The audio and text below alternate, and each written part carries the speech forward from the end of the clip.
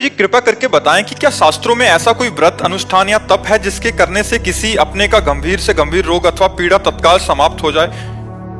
देखो, भुलावे में मत पड़ना। शरीर रचने के समय जो प्रारब्ध लिख गया है उसे मिटाया नहीं जा सकता। तस्मात् शास्त्रम प्रमाणम थे, शास्त्र के प्रमाण के अनुसार कहता हूं, ये कोई नहीं कर सकता। वशिष्ठ जी जैसे महापुरुष जो नई सृष्टि की रचना कर सकते हैं, वो भरत जी से कह रहे हैं, सुनो भरत, भावी प्रबल बिलख कहो मुनिनाथ, हानि लाभ जीवन मरण जस अपजस विद्यात। तो हमें लगता है हम नाम जप करें और सहने की सामर्थ्य मांगे, मिटाने की तो जो लिख गया वो तो भोगना पड़ेगा। बड़े बड़े संतों को भोगना पड़ा, रामकृष्ण परमहंस जी, सिद्ध महापुरुष, कई ऐसे महापुरुषों को। तो मुझे लगता है कि हम भगवान से प्रार्थना करें कि कष्ट को सहने की सामर्थ्य दे दे, मिटाने की सामर्थ्य तो मुझे नहीं लगती। मतलब भगवान मिटा सकते हैं लेकिन कानून नहीं है। देखो, श्रवण कुमार का शब्दवेधी बाण के द्वारा दशरथ जी का लीला बनती है कि नहीं बनती? तो उन्होंने कहा कि जैसे मैं पुत्र वियोग में मर रहा हूं ऐसे तुम मरोगे। तो भगवान के पिता है दशरथ जी, लेकिन शरीर छोड़ रहे ना वैसे ही, भगवान ने मिटाया तो नहीं ना। तो मुझे लगता है जो प्रारब्ध बन जाता है उसे भोगना पड़ता है। अवश्य में वो भोक्तव्यम, भगवान श्री कृष्ण के वचन है, अवश्य में वो भोक्तव्यम कृतम कर्म शुभाशुभम। हमें शुभ अशुभ कर्म भोगने पड़ेंगे जो पूर्व जन्म के हैं। हाँ, भगवान के भजन से भोगने की सामर्थ्य मिल जाती है कि हम उसे आराम से भोग सकते हैं, विचलित नहीं हो सकते। जैसे ये रोग है लेकिन हम विचलित नहीं हैं, हम परेशान नहीं हैं। भगवान हमको सामर्थ्य दे रहे हैं, मुस्कुराते हुए वो कष्ट हम अपने प्रारब्ध भोग को भोग रहे हैं। भगवान की कृपा का आश्रय लेकर जीवन कट रहा है, धाम में पड़े हैं, उनके नाम में पड़े हैं उनके। तो हमें लगता है भजन हमको जीने की सामर्थ्य देता है। भजन हमें विपत्ति में कैसे निकलना है, कैसे रहना, ये सामर्थ्य। भजन इसको मिटाता नहीं, भजन मिटाता है आवागमन के चक्र को। भजन भगवान की प्राप्ति कराता है, और भजन अगर हम लौकिक कामनाएं करेंगे तो उनकी पूर्ति कराता है। प्रारब्ध को मिटाना बहुत कठिन है। नहीं तो बड़े बड़े सिद्ध संतों में एक सिद्ध संत थे राधा कुंड के, वो राधा कुंड में पोछा झाड़ू पोछा करते और भिक्षा मांग के खाते और भगवान नाम जप करते, रात दिन भगवान में लगे थे। तो जब वृद्ध शरीर हुआ तो एक दिन देखा एक दुर्गंध युक्त आदमी उनके पास आया। उनका तुम कौन हो? तो उनका बाबा तुम्हारा प्रारब्ध। बोले क्या रूप लेके आए हो? बोले 12 साल अब तुमको कुष्ठ रोग होगा। मैं कुष्ठ रोग हूं, गलित कुष्ठ तुम्हारे शरीर में। उनका 12 साल हमारे पास टाइम थोड़ी, राधा कुंड की सोनी लगानी है, पोछा करना है, ये हमारे तुमसे नहीं पूछेंगे। ये बड़े बड़े भजनानंदी की बात कहते।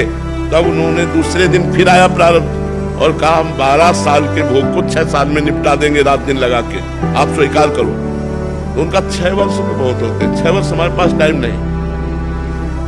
वो आए और उनका बाबा 1 महीना, हम पूरा 12 साल का कष्ट 1 महीना में भुगवा देंगे। बोले 1 महीना भी नहीं। तो बोले बाबा 24 घंटा, बस सड़ जाओगे 24 घंटे में, कोई दवा नहीं लोगे, कोई सेवा नहीं करेगा। बोले वादा पक्का।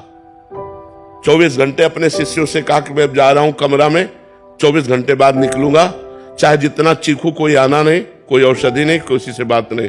और सिटकी ने अंदर कुटिया की बंद, जे ही बंद की और कहा जाओ तो पूरा नख से सिक तक सड़ गया, दुर्गंध पड़ गई। इतना भीषण पीड़ा 24 घंटे भोगने के बाद वो खत्म हो गया। मतलब सिद्ध पुरुषों को भी जिनकी इतनी सामर्थ्य है, उनको भी 12 साल का 12 मतलब 24 घंटे में भोगना पड़ा। इसलिए हमें लगता है कि हम लोग तो कर्म बंधन से युक्त है, हमें भोगना ही पड़ेगा। नाम जप से हम कर्म बंधन काटे, हम भगवान की प्राप्ति की सोचे, जो पहाड़ जैसे पाप लगे उनको भस्म करने की सोचे, जो प्रारब्ध आएगा उसे भोग लिया जाएगा। संघर्ष में जीवन तो है ही। इसमें कोई कह सकता है कि हम बाबा के पास गए या किसी अमुक के पास गए, प्रार्थना किया तो हमारा कष्ट दूर हो गया, हमें हमारी मन्नत पूरी हो गई, प्रारब्ध खत्म हो गया, तो चाहे बाबा के पास जाओ चाहे ना जाओ, समझ लो, प्रारब्ध खत्म हो गया तो ठीक हो जाओगे। और अगर प्रारब्ध खत्म नहीं हुआ तो चाहे जितने बड़े सर्जन और चाहे जितने बड़े बाबा के पास चले जाओ, ठीक नहीं कर सकता, वो ठीक नहीं कर सकता है। हम तुम्हें बाबा जीवन के बता रहे हैं। प्रारब्ध भोग खत्म हो गया है तो हो सकता है, नहीं तो ऐसे ऐसा नहीं है, ऐसा सिद्धांत नहीं। हाँ, एक कार्य है, हम आपके प्रारब्ध को भोग करके मिटा सकते हैं, आप जान नहीं पाओगे। जैसे आपका प्रारब्ध है कि आपके एक फोड़ा होगा और आप सड़ोगे महीना भर, तो 24 घंटा के लिए हमारे फोड़ा होगा और ठीक हो जाएगा, आपको होगा ही नहीं। ऐसे बड़े बड़े संत अपने जनों के प्रारब्ध भोगे हैं, कोई जान नहीं पाया। बुखार आ गया, ये कष्ट है, वो कष्ट है, अपने जनों के कष्टों को ले लिया, भारी कष्टों को थोड़े में भोग कर निपटा दिया, सिद्धांत पूरा किया, लेकिन स्वयं भोगा। ऐसा नहीं कि ये जाओ और ऐसा, हाँ जाओ, तुम्हें नहीं होगा लेकिन मुझे होगा, वो आएगा मेरे ऊपर प्रारब्ध, जाओ आज के बाद तुम्हारा प्रारब्ध मैंने लिया। वो बात हम मतलब सिद्धांत पाया, ऐसे छूछा वाला तो हमने नहीं पाया। बड़े बड़े ब्रह्म ऋषियों को हमने देखा, ये नहीं कहीं आप कहीं में विश्वामित्र जी, वशिष्ठ जी, परशुराम जी, जो सनक सनंदन सनातन सनत कुमार, बड़े बड़े ब्रह्म ऋषियों ने कहीं किसी के जाकर प्रारब्ध को मिटाया तो हमें बता दो। भोगना पड़ेगा प्रारब्ध, अवश्य में भोक्तव्यम कृतम कर्म शुभाशुभम, बिना भोगे नहीं कटेगा। इसलिए होश में कोई पाप कर्म ना बन पावे, नहीं तो वो तुम्हें आगे चल करके दंड देगा, आगे चलकर तुम्हें दुख देगा, आगे चलकर तुम्हारे जीवन में विपत्ति पैदा कर देगा। बहुत होश में रहो, पाप